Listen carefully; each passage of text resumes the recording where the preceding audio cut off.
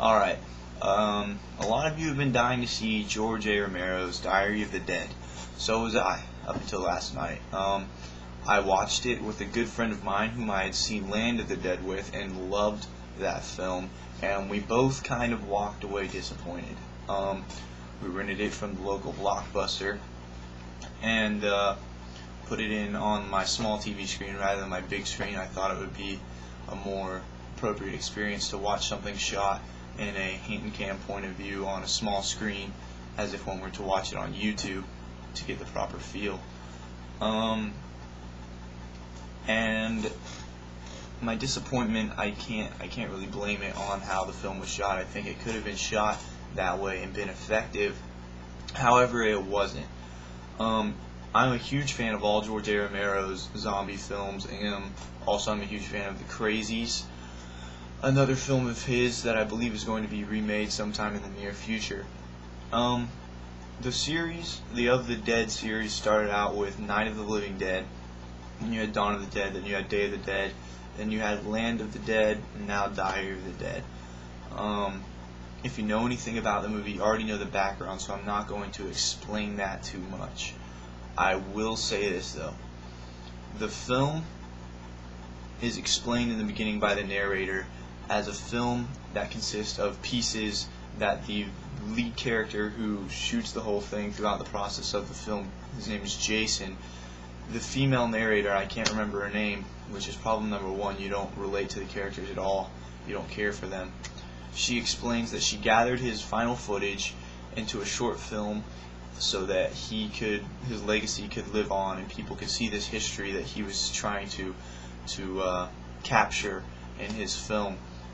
Throughout the editing of this film that she has put together for us to watch, she inserts little clips from news footage and then her own social commentary as to why technology has ruined the world, why our need to videotape and shoot everything with a camera is ruining society.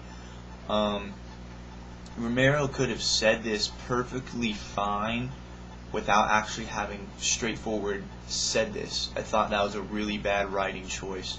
I'm one who picks up on these social commentaries.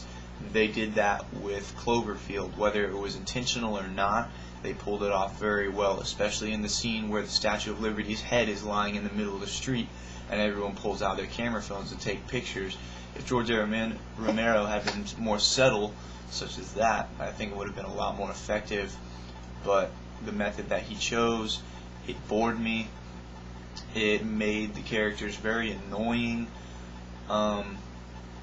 And I'm someone who loves his other films. He's been subtle up until this point, and I think that's kind of what bothered me. If this was his first film back in '68, it would have been a lot better to see that evolution up until Land of the Dead. But this is his latest piece. It's supposed to be his masterpiece. It's supposed to be the master, and I kind of feel like he ruined the series.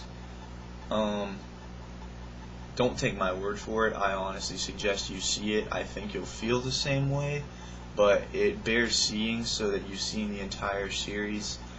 I wouldn't buy it, and I'm very particular about buying a whole series. I feel incomplete if I don't have it, but this is a piece that I don't really feel needs to be a part of the rest of the series, which is sitting on my shelf, one of my mini shelves.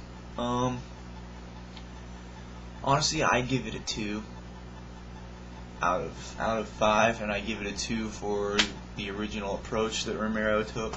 But other than that, it gets points for nothing else. I know he wanted to go low budget, and so the effects aren't that great. The makeup's still fine. The effects, they're not that great.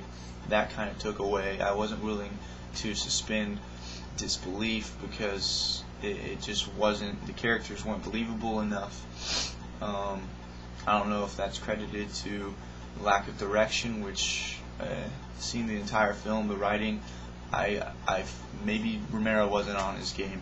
I can't sit here and blame everything on him. I didn't make the film. It's not my film. It's not my baby. Maybe it turned out exactly how he wanted it to turn out, which means he succeeded in doing what he set out to do. As a filmmaker, I understand that, but as an audience maker, a fan, a lover of his films, I'm going to have to say that I really didn't like it that much. Hope I was helpful to you guys.